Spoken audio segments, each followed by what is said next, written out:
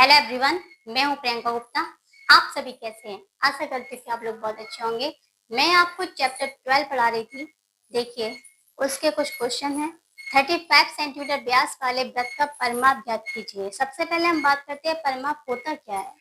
तो परिमाप क्या होता है, जैसे कि कोई एक वृत्त है, ठीक है, तो ये पूरा क्या कहलाएगा?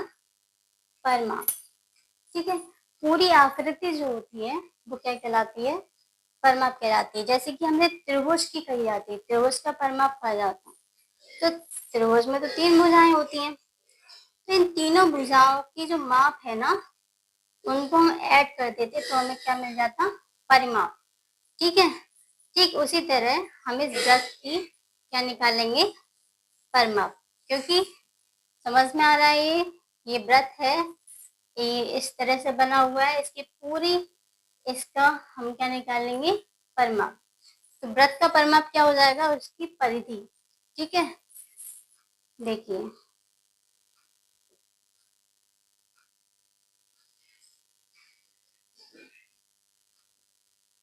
क्या हो जाएगा? परिधि। परिधि क्या होती है? 2πr। ठीक है, हमें वृत्त का व्यास दिया हुआ है। व्यास कितना दिया है? 35 सेंटीमीटर। व्यास होता क्या है? 2r। त्रिज्या का दुगना ही तो व्यास होता है। ठीक है, तो देखिए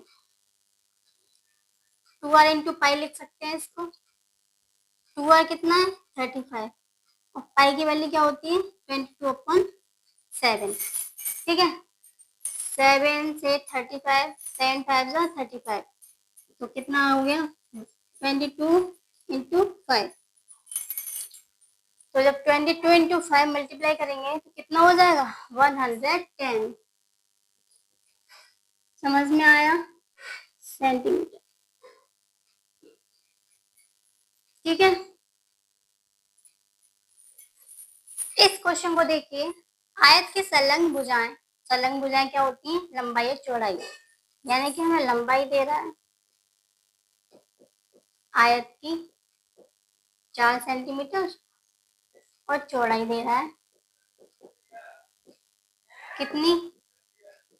3 सेंटीमीटर। आयत है आपका। ठीक है, पूछा क्या है? विकर्ण।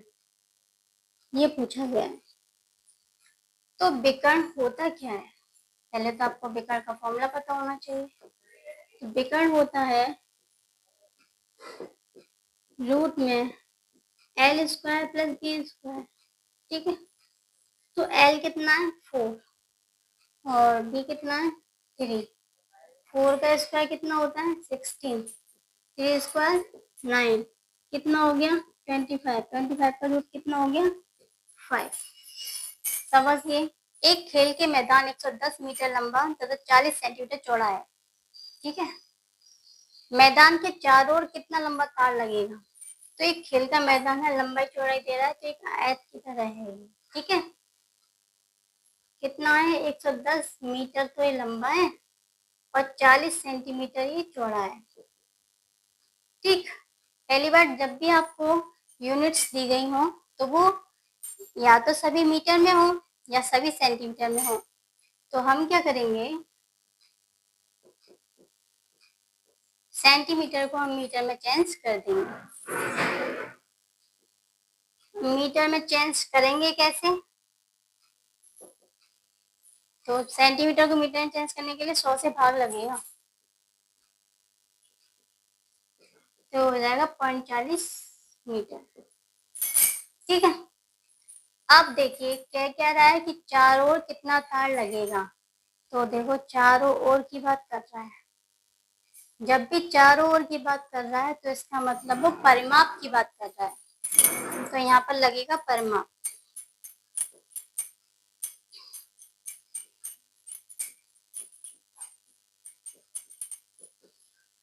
ठीक है, 2 ब्रैकेट में l + b, ये फॉर्मूला होता है। अब l कितनी है? 110 है और b कितनी है? 0.40। ठीक, अब देखिए आगे। तो ये हो गया 110.40, ऐड करेंगे ना, कितना हो जाएगा। अब हम करेंगे मल्टीप्लाई, कितना हो गया 220.80 मीटर। ठीक है, हो गया।